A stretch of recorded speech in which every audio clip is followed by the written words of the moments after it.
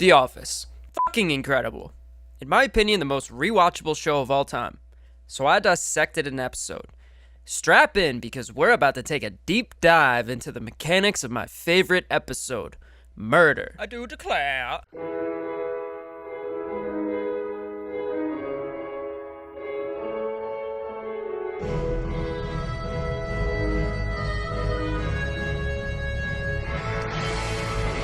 This took for f***ing ever to do, but I went through and made a detailed shot list of the entire episode. All 301 cuts. Every single one. For each shot, I identified the shot type, camera movement, camera type, and length. Now let me give you a quick rundown of what the different shot types are.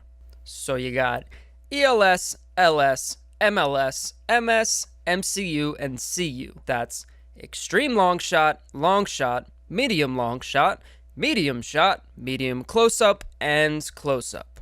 In a close-up, the main subject is framed from the neck up. Traditionally, the camera does not cut off the tops of characters' heads, but The Office does, everywhere, even with wider shots. Therefore, we can call the Office close-up a little bit below the neckline.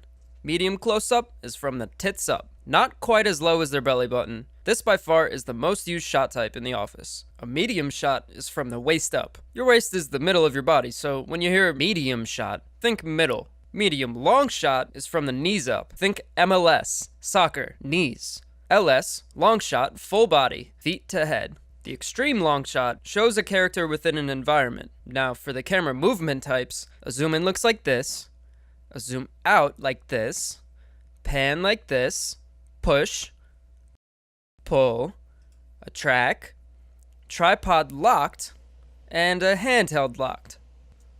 Now let's play a game. See how close you can guess to the actual stats.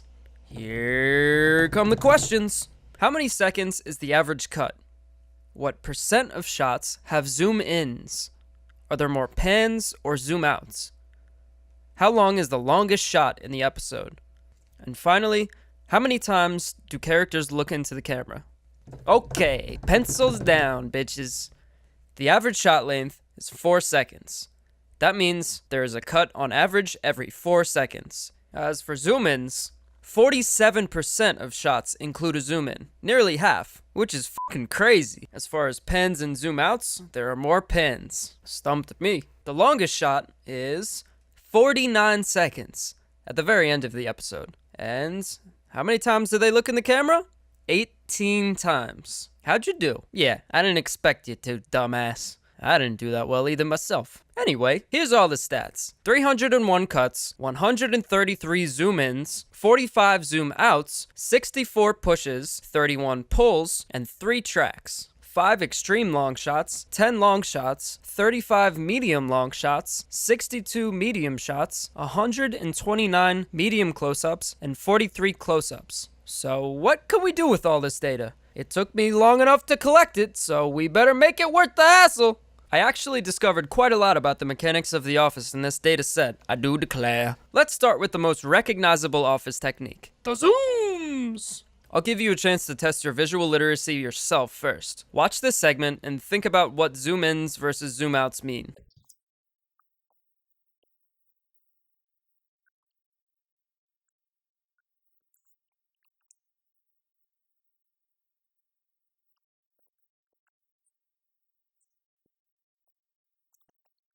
Okay, so Michael is sinking into his anxiety and wants to continue to. He's zoning in on that. Jim wants to get Michael to pull away from this anxiety and help the staff by trudging along as if all is well. Whenever we get a zoom in, Jim is trying to push his point in the conversation, what their plan of action should be.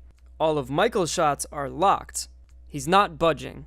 And whenever we get a zoom out, Jim is attempting to back away from Michael's train of thought in the dialogue. Also, side note, the way they framed Michael here is f***ing genius. Blocking the camera from certain areas of the mise-en-scène is called, well, blocking. They used Jim's suit jacket to block in Michael. It adds to the feeling of Michael feeling trapped, which is why this line lands so well.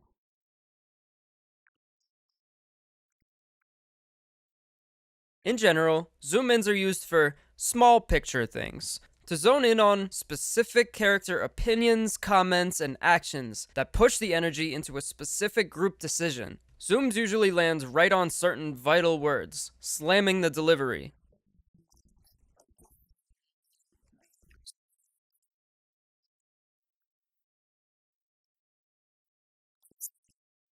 Zoom outs are moments when someone backs up from the line of thinking, focusing on big picture.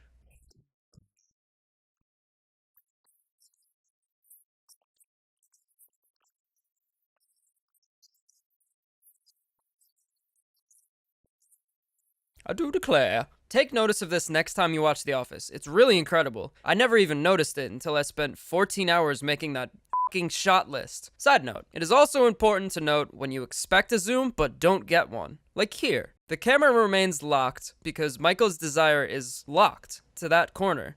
He's trying to get everyone to remain playing that game. Zooms are used to emphasize the nature of interacting desires. A similar thing happens with pushes and pulls. When Pam pushes the heaviness of the situation to Jim, every single one of her shots are pushes. Jim's responses are zoom-ins, making it feel like he's on the spot for a specific answer. This one is a double zoom, maybe signifying that he has more than himself to think about here. He has a wife now, too.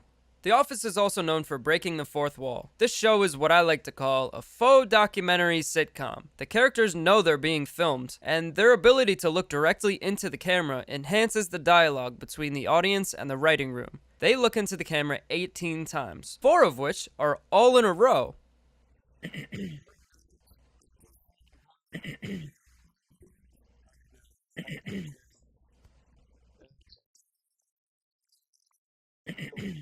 When they look into the camera, it extends the laugh, extends our understanding of the situation. It is a situational comedy after all, so. Okay, so let's start to put all these pieces together.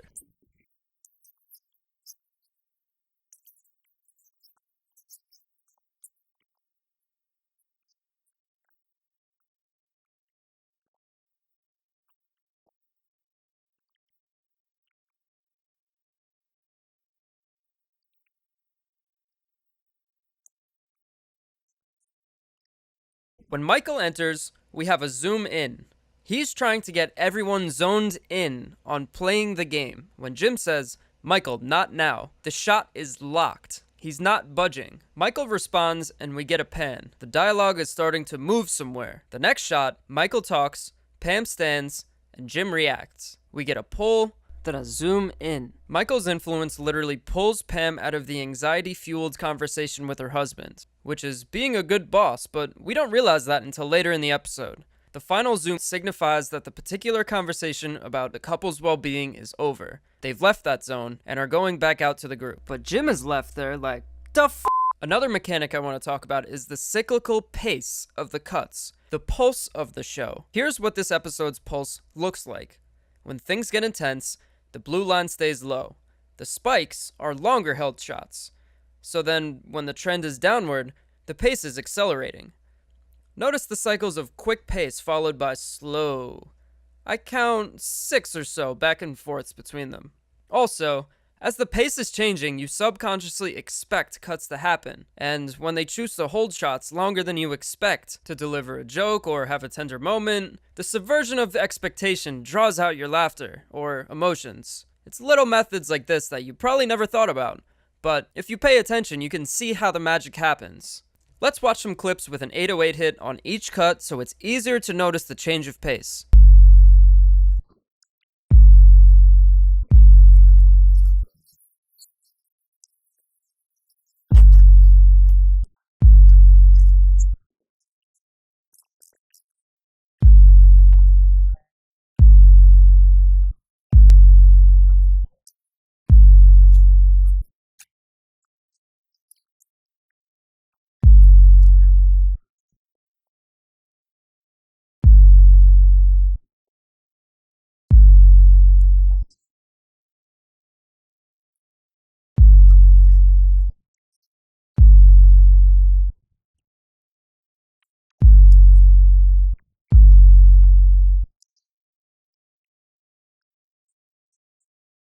The pace here is accelerating with the anxiety of miscommunication between Andy and Erin. The tension builds until the conversation fails and falls apart. and the pace goes back down to a slow moping drudge. Then the pace slowly increases and increases and increases until the climax.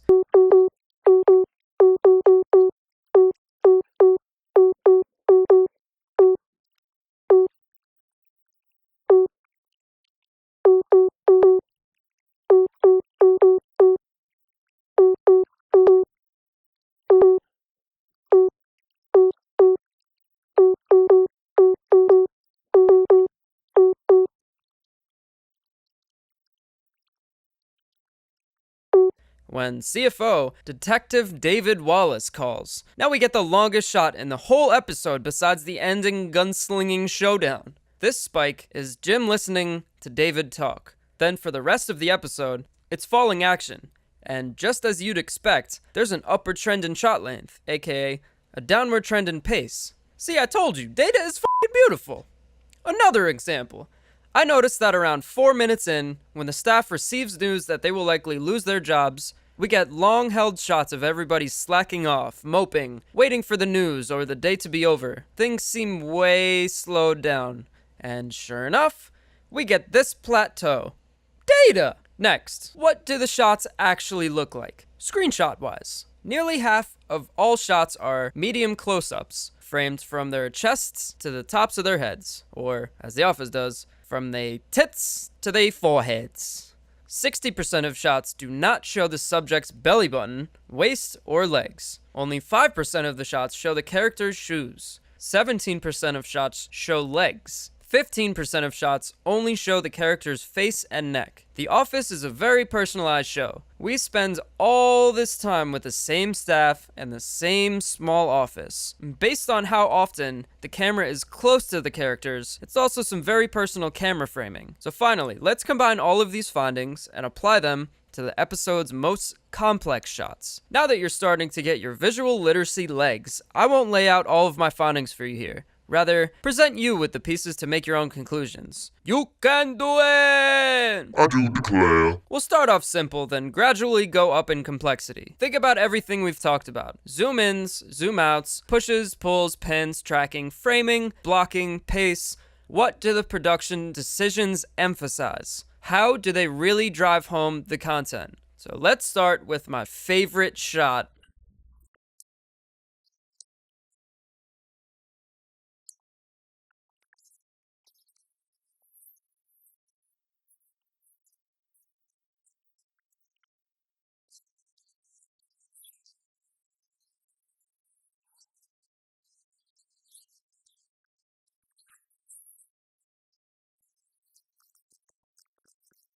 Fucking hilarious. Here we get a push, pull, push, pan, and zoom. Each emphasizes a desire of each character. Next, let's look at the best tracking shot of all time.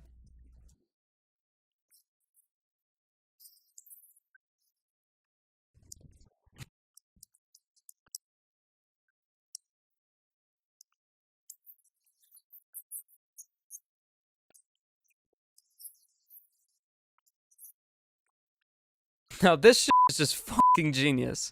We leave the heated room and skip like a goddamn child with Michael as he shows us his board game stash. Quality entertainment. Now this next shot serves the purpose of transitioning the narrative.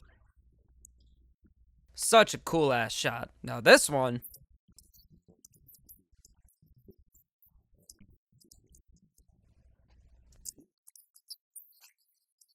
Michael fusses with the tubes, a hamster is revealed, and Jim reacts. The dialogue lines up with the camera reveals, and how they choose to move the camera for each event is significant. Extra credit points if you can figure that out for your damn self. These next 3 shots show how complex The Office got with the blending of camera movements.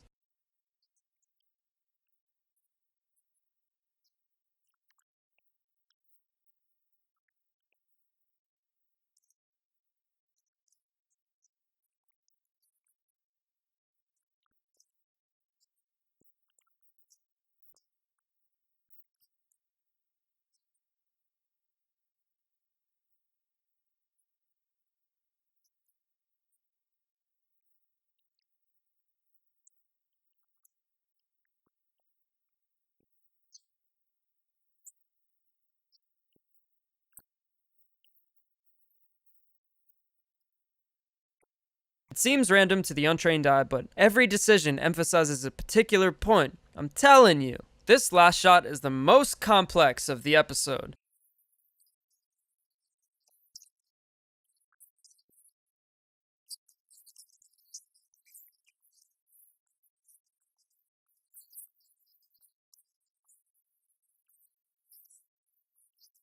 Probably gives the best glimpse for how the camera woman would film the actors' takes. The editing team usually slices takes together, but here we see limited editing, yet so much density. It's brilliant!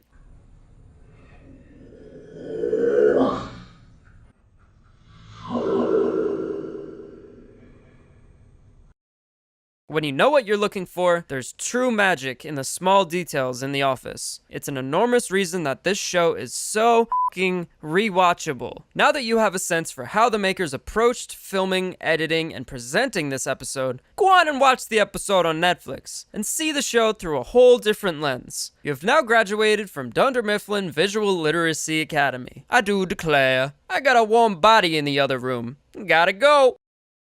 Here's found footage of zombies reanimating.